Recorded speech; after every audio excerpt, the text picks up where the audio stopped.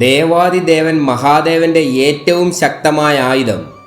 പുരാണങ്ങളിലെ ഏറ്റവും ശക്തമായ രണ്ട് ആയുധങ്ങളാണ് മഹാദേവന്റെ ത്രിശൂലവും മഹാവിഷ്ണുവിന്റെ സുദർശന ചക്രവും. ഈ രണ്ട് ആയുധത്തോളം കരുത്തുറ്റ മറ്റൊരായുധത്തെപ്പറ്റിയും പുരാണങ്ങളിൽ ഒരിടത്തും പരാമർശിക്കുന്നില്ല. പരമശിവൻ ഈ ആയുധം എപ്രകാരം ലഭിച്ചു? മഹാദേവൻ സദാ കൈവശം വെച്ചിരിക്കുന്ന ത്രിശൂലത്തിന്റെ കഥ.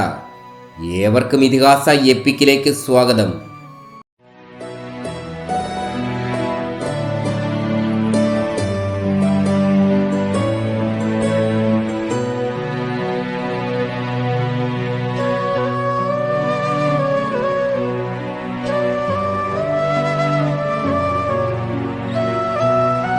ശിവപുരാണം അനുസരിച്ച് മഹാദേവൻ ഉത്ഭവിച്ചപ്പോൾ തന്നെ അദ്ദേഹത്തിനൊപ്പം ത്രിശൂലവും ഉണ്ടായിരുന്നു.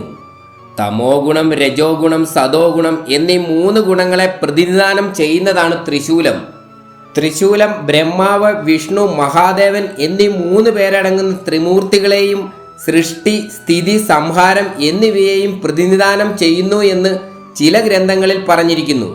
വിഷ്ണുപുരാണം അനുസരിച്ച് ത്രിശൂലത്തിന്റെ ഉത്ഭവത്തെപ്പറ്റി ഇപ്രകാരം ഒരു കഥ കാണുന്നു. സൂര്യദേവൻ വിശ്വകർമാവിന്റെ പുത്രിയായ സപ്ഞയെ വിവാഹം കഴിച്ചു. എന്നാൽ സൂര്യന്റെ അസഹ്യമായ ചൂട് സഹിക്കുവാൻ സപ്ഞയ്ക്ക് സാധിച്ചില്ല.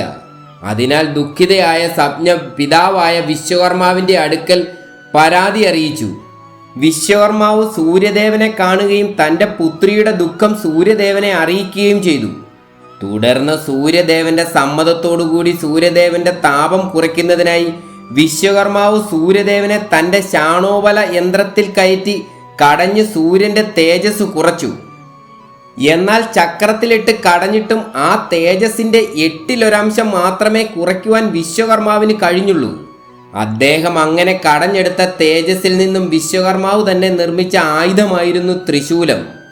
ഈ ശക്തമായ ആയുധം വഹിക്കുവാനുള്ള ശക്തി മഹാദേവന് മാത്രമേ ഉള്ളൂ എന്നതിനാൽ അദ്ദേഹം ത്രിശൂലം മഹാദേവന് നൽകി എന്ന് വിഷ്ണു പുരാണം 3-ാം അംശം, ഹരിവംശം 41-ാം അധ്യായം, ഭവിഷ്യൽ പുരാണം എന്നീ ഗ്രന്ഥങ്ങളിൽ പറഞ്ഞിരിക്കുന്നു. മഹാഭാരതത്തിൽ പറഞ്ഞിരിക്കുന്നതനുസരിച്ച് ഒരിക്കൽ മഹാദേവന്റെ കയ്യിൽ നിന്നും ത്രിശൂലം താഴെ വീണു. താഴെ വീണ ത്രിശൂലം വില്ലുപോലെ വളഞ്ഞു. മഹാദേവൻ നാഗരാജാവായ വാസുകിയെ ഈ വില്ലിന്റെ ഞാണാക്കി. ഈ വില്ലാണ് പിനാകമെന്ന് മഹാഭാരതം വനപർവത്തിൽ പറഞ്ഞിരിക്കുന്നു. ഈ പിനാകത്തിൽ നിന്ന് നിരവധി ധനുസുകൾ ഉത്ഭവിച്ചു. ഇവയിൽ പ്രധാനമായിരുന്നു ത്രയംബകം, കോദണ്ഡം, കാളപൃഷ്ഠം എന്നിവ. ഈ 3 ദിവ്യധനുസുകളും മഹാദേവൻ തൻ്റെ ശിഷ്യനായ പരശുരാമന് നൽകി. ഭഗവാൻ പരശുരാമൻ ത്രയംബകം ജനക മഹാരാജാവിനും, കോദണ്ഡം ശ്രീരാമനും, കാളപൃഷ്ഠം തൻ്റെ ശിഷ്യനായ കർണനും നൽകി. ചില ഗ്രന്ഥങ്ങളിൽ പറഞ്ഞിരിക്കുന്നതനുസരിച്ച് ലോകത്ത് അസുരന്മാർ വർദ്ധിക്കുകയും അവരുടെ ക്രൂരതകൾ കാരണം മനുഷ്യർക്കും ദേവകൾക്കും വളരെയധികം ബുദ്ധിമുട്ടുണ്ടായി. തുടർന്ന് എല്ലാ ദേവകളും ഒരുമിച്ച് ആദിപരാശക്തിയിൽ അഭയം പ്രാപിച്ചു. അവരുടെ മുൻപിൽ പ്രത്യക്ഷയായ ദേവിയോട് അസുരന്മാരെ നിഗ്രഹിച്ച് ലോകത്തിന് ശാന്തി നൽകണമെന്ന് ദേവകൾ അപേക്ഷിച്ചു. തുടർന്ന് ദേവി ത്രിശൂലധാരിയായി അസുരന്മാരെ വധിച്ചു എന്നും അതിനുശേഷം ദേവി തൻ്റെ ത്രിശൂലം മഹാദേവന് നൽകിയെന്നും പറഞ്ഞിരിക്കുന്നു. പുരാണങ്ങൾ അനുസരിച്ച് മഹാദേവന്റെ ത്രിശൂലത്തോളം ശക്തമായ ഒരേ ഒരായുധം മാത്രമേ പ്രപഞ്ചത്തിലുള്ളൂ. അത് മഹാവിഷ്ണുവിന്റെ സുദർശന ചക്രമാണ്. 3 ഗുണങ്ങളായ തമോ ഗുണം, രജോ ഗുണം, സതോ ഗുണവും 3 കാലങ്ങളായ ഭൂതകാലം, വർത്തമാനകാലം, ഭാവികാലം എന്നിവയെ ത്രിശൂലം പ്രതിനിധാനം ചെയ്യുന്നു. ഈ ത്രിശൂലത്തെ ധരിക്കുന്ന മഹാദേവൻ 3 കാലങ്ങൾക്കും 3 ഗുണങ്ങൾക്കും അതീതനാണ്. ത്രിശൂലം ഒരിക്കൽ പ്രയോഗിച്ചാൽ അതിനെ തടുക്കുവാൻ ആർക്കും സാധ്യമല്ല. ഒരിക്കൽ മഹാദേവൻ പുത്രനായ ഗണപതിക്ക് നേരെ ത്രിശൂലം പ്രയോഗിക്കുകയുണ്ടായി. കൂടാതെ ശക്തരായ നിരവധി അസുരന്മാരെ വധിക്കുവാനും മഹാദേവൻ ത്രിശൂലം ഉപയോഗിച്ചു. അവരിൽ പ്രധാനിയായിരുന്നു ശംഖചൂഡൻ. കശ്യപ പ്രജാപതിയുടെ പുത്രനായിരുന്നു വിപ്രചിത്തി. അദ്ദേഹത്തിൻ്റെ പുത്രനായിരുന്നു ധംബൻ. ധംബന് സന്താനങ്ങളില്ലാത്തതിനാൽ അദ്ദേഹം വളരെയധികം ദുഃഖിച്ചു.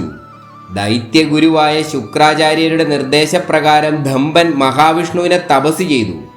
തപസ് വർഷങ്ങൾ നീണ്ടുപോയി എങ്കിലും മഹാവിഷ്ണു പ്രത്യക്ഷനായില്ല. ഒടുവിൽ ധംബന്റെ ശിരസിൽ നിന്നും ഒരു ഉജ്ജ്വലമായ തേജസ് പുറപ്പെടുകയും അത് എല്ലായിടത്തും വ്യാപിക്കുകയും ചെയ്തു. ആ തേജസ്സിന്റെ കാഠിന്യത്താൽ സകല ജീവജാലങ്ങളും ദേവന്മാരും ബുദ്ധിമുട്ടി. ദേവന്മാർ മഹാവിഷ്ണുവിൽ അഭയം പ്രാപിച്ചു. ദേവന്മാരുടെ ദുരിതത്തിന് കാരണം ധമ്പന്റെ തപസ്സാണെന്ന് മനസ്സിലാക്കിയ മഹാവിഷ്ണു അദ്ദേഹത്തിന്റെ മുൻപിൽ പ്രത്യക്ഷനായി എന്ത് വരമാണ് വേണ്ടതെന്ന് ചോദിച്ചു. തനിക്ക് അതീവ പരാക്രമിയും വീരനും ത്രിലോകങ്ങളെയും ജയിക്കുന്നവനും ദേവന്മാർക്ക് പോലും പരാജയപ്പെടുത്താൻ സാധിക്കാത്തവനുമായ ഒരു പുത്രനെ നൽകണമെന്ന് ധമ്പൻ മഹാവിഷ്ണുവിനോട് അപേക്ഷിച്ചു. ഭഗവാൻ അപ്രകാരം സംഭവിക്കട്ടെ എന്ന് അസുരനെ അനുഗ്രഹിച്ചു. ഇപ്രകാരം മഹാവിഷ്ണുവിന്റെ അനുഗ്രഹത്താൽ ധമ്പന് പിറന്ന പുത്രനായിരുന്നു ശംഖചൂഡൻ. അദ്ദേഹം വളർന്ന് യുവാവായപ്പോൾ സകല ലോകങ്ങളും കീഴടക്കി ദേവകളെ പരാജയപ്പെടുത്തി. ഒടുവിൽ ഈ ശംഖചൂഡനെ മഹാദേവൻ തൻ്റെ ത്രിശൂലത്താൽ വധിച്ചു.